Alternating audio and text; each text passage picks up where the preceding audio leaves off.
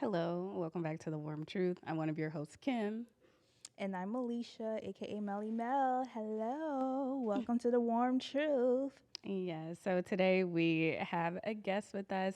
We'll be starting our friendship panel. So sit back, relax, and hopefully, you can relate to something here. Make sure to leave your comments below, and let's get started. Yes. And we will introduce our guest. We have Victoria and let her introduce herself to you all. Hey, Hey, Vicky. Hello. Hey. close you are to someone. So when I left my village in Dallas, Mm-hmm. I knew who I was going to stay friends with because I had already cultivated them as confidants. Mm-hmm. And I knew who would be friends in Dallas who I probably would never really see or talk to again. I was fine with that. In Austin, it's different because everyone is here, but I even think to myself, if I ever were to leave, which friends would which people would I still be friends with? The second one is timing, and that's the biggest one I think in friendship, in adult friendships, especially when you're 30 and over, because everyone is in a different life Mm-hmm. stage. Some people are married, some people have kids, some people have kids that are much older, and when you have these different life stages, it doesn't mean that anyone's life stage is better than the other, but what your priorities are very much different. When I got a dog, I went from being free to the world to now a living thing that I'm responsible for. Mm-hmm.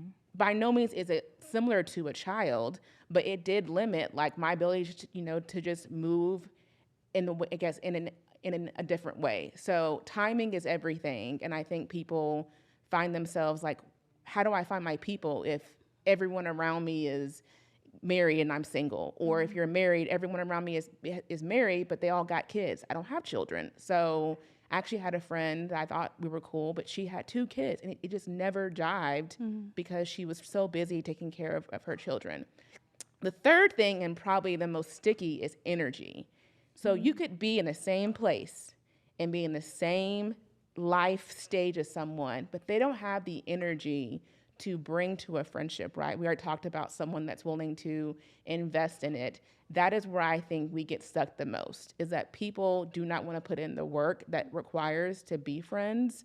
Um, or maybe they have other things going on in their life. They have a really busy job, or they have a sick child or sick parent or anything else like that. But I think the energy that someone has does impact their ability to be a good friend. Put all those things together, and you have this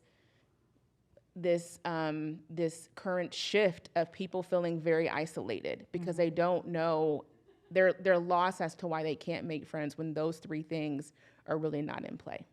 I guess it is difficult at this age more to make the connections. Again, I am that person that said no new friends. So, I was more just out there to meet acquaintances in the different areas of walking or golfing or going to coffee shops and things like that. And I think as time progresses and you get to know someone and the easy flow happens, you're like, okay, you know what? I can see this being a friend. Um, at our age group and the current status of society and what's happening in social media and all the things, I think people are too focused on image, on how it Yeah. looks. So look, I'm out here, I'm doing this, I'm creating this community, Not the air and quotes. or doing those things, and it looks good from the outside, but coming in, it's like this, it's not true, it's not true genuine connection, it's Yeah. not a true intentional connection. And you hit on something. Oh, when I leave the city, who am I going to carry on to be a friend that I'm not in proximity with? And I think that's a good way of thinking about it too, when you are making friends. And again, it's going to mean not having putting so much weight on the word friends, because I do think you are giving someone a piece of your heart as a friend as well, Absolutely. outside of just being in a intimate relationship. This is my friend. So I think there could be a lot of overthinking too when it comes to being friends, and I think that comes along with our being adults, because it is, we are working women, we are corporate women, we work in the big world, and we have to code switch, we do have to put on these blinders, we do have to go in there and portray and act to get through what we have to get through. And I think that also falls in line when we go into these spaces for a lot of people, which is why you can't make the connections, because Yeah. people are still on. They can't turn it off to be like, you know what, no, I'm trying to be intentional versus, well, what do you do? Where do you work at? I hate that. I hate going to a community setting and it's like, well, what is your job? What do you do? We're not going to connect that way. I didn't come to network for work. I came to network to just for, you know, friends, or just being in a space where I can cut off for a moment and just be. You Have know? y'all seen that trend? The transactional nature of our society is wild, where now everything is like, right? We already said, I believe that friendships are two people that are coming together to grow together. That is not what we have today. Right. It is two people figuring out, how can I become better than you? How can I beat you in whatever it is that you're doing? What can I take from you to elevate myself? Yes. And because of that, people are getting so burned by fake friends, right? People that are not for them, people that are selfish and entitled, and it's making us just so turned off to goodness that could be in the world. I would also say that Panorama did not do us any favors in helping us come out of isolation. I think it gave people that were already introverts permission to not be inside, maybe. I mean, not be outside.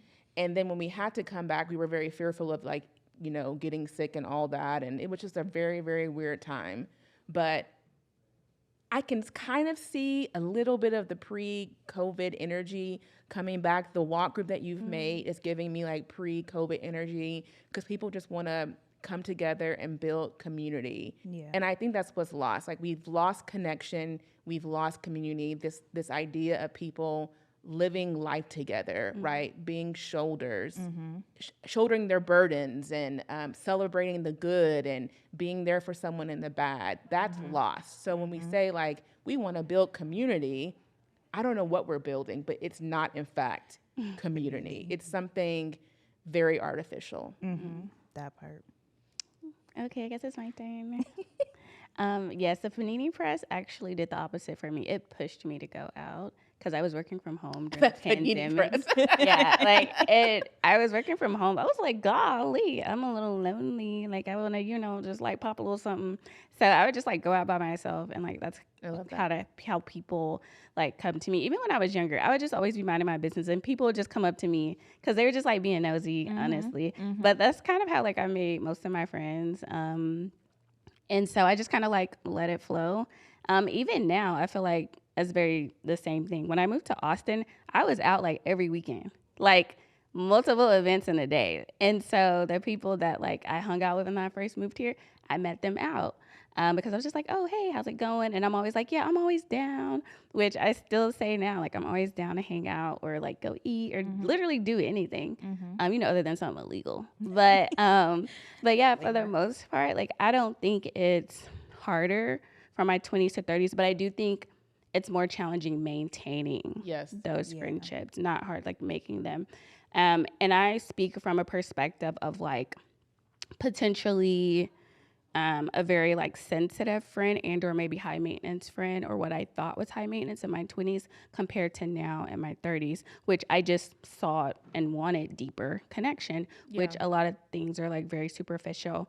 And so I am blessed to say that I have like maybe one handful of like OGs who I've grown with from years or maybe known from my 20s, and we've kind of been able to grow together. It ebbs and flows as we kind of go in and out of like phases of our life, and I'm sure we'll get to that question.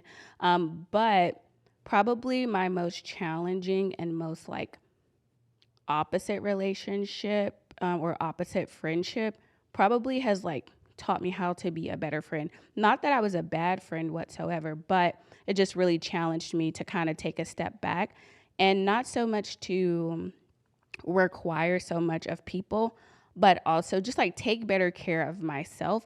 And if someone can't show up, not to necessarily take it personally, like I needed to go self-soothe. And so with that, I was able to kind of figure out how to balance how much I gave so I didn't feel like I was doing more than someone else. And so, life is just like a pendulum. When I'm hurt, I'm far left, right? Or I go far right. And then I always tell myself that I can get back to the middle to something healthy. So I let myself be in far left. I let myself be in far right. And then when I come back to the middle in a healthy spot, I'm like, okay, is this something I want to continue? Is it not? Maybe it's time for us to have a conversation. Now, some of those friendships have ended after we've had conversations, but after so many times of being hurt, you're like, like I'm worth more than this. And it's like you want to speak up. So you want to find your tribe. So I would just like recommend anyone. It is tough, but I just recommend anyone to continue to try. At some point, the puzzle pieces will fit. They will fit. And so, yeah, that's my take on it. So you said, I have a question. You mentioned a couple times around being a high maintenance friend. Did someone tell you that you were, or did you define yourself as that? I think it's both. I think it was definitely both. How do you define being a high maintenance friend? So previously, I thought high maintenance is what I think now. It's not high maintenance, but it was, everyone checking in on each other. For the most part, I think I was the only one checking in or calling, or being like, hey, let's set up a time to chat, or like, hey, let's set up a time to visit one another. A lot of my friends have kids, and so that I don't, take personally because I love their kids. So I'm like, ooh, like, can I come for this holiday? Like, I don't expect them to come to me. I just kind of accept it. I know some people kind of get like, I don't want to say butthurt, but I know some people, wish that their friends had the, energy, capacity, money, means, time to do that.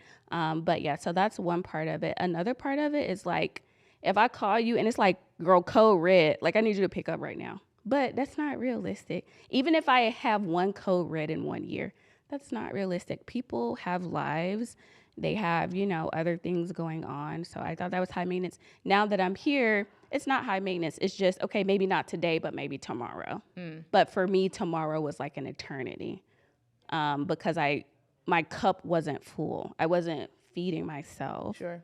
And then, yeah, probably after that, I don't know. I just wanted to spend like a lot of time with my friends. Not a lot, but like at least like, oh, let's go out like once a month, and sometimes that's a lot for people, especially depending on the times, the panini press, and how people need to decompress, right? I think a lot of it goes into potentially finances, right? Everyone has different means. Yeah. And then also, people want to do different things. Like I love to dance. I'll turn up all the time. But like, I also want a friend who like wants to go, I don't know, to a pottery class, but I have to understand that everybody can't be everything. Sure. So I became okay with, this is my club friend, this is my pottery friend, this is my walk friend, this is my talk on the phone for 3 hours once a month friend. And I just became okay with that because bit by bit, they would fill my cup. Maybe not the way that I thought that they should, but also just understanding like that's what they could give me. If I'm not okay with it, then I can exit stage left, but not to quote unquote blame it on them. So, yeah. You mentioned pennies being tight, right? Finances being a reason why it's challenging for people to cultivate friendships, right? Because you say, let's go meet up and have a brunch, a coffee, a dinner, a lunch, or whatever. And I know that you and I have talked about this. I saw a trend on TikTok, so I know that it's not just me thinking this. A lot of people are, especially millennials who did not grow up in this Instagram society, right? Most of our 20s was Instagram had, the VSCO filter. It was stupid or whatever. It was not what it is today. And someone said, we've lost the art of couch friends.